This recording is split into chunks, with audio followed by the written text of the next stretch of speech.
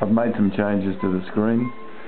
As per the original screen, this is the source selection, so the touch function for the source selection. You'll see when we come back round, the sample rate will show up.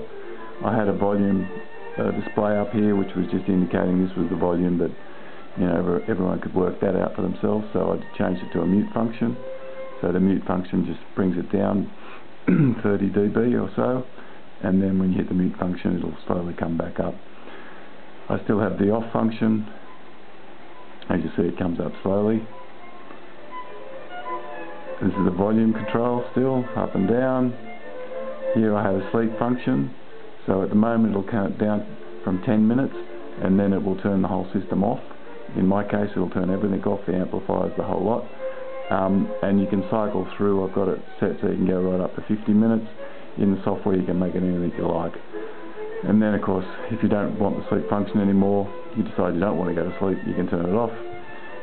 I have a backlight function, so we can turn the backlight down if it's dark or you don't want it glaring at you, and then you can progressively turn it back up. If you need to get into the settings screen to change some settings, you press here, and this brings up the Arduino settings screen. Use this to toggle through. You can see that's highlighted, to toggle through the different functions, and then you can change the function to suit yourself. You see it's affecting the sound, and so you just continue to toggle through. Once you've finished with the settings, you just leave it for a second and it goes back to the original screen.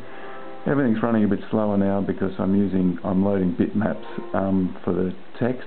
It's very hard to get good quality text that actually work properly, and I couldn't find anything that I liked. So I'm using bitmaps, and as I said, it's a bit slower, but I can put up with that. The balance is still just done. The balance function is still just done with a remote control, and of course once we've done all that we can just turn it off.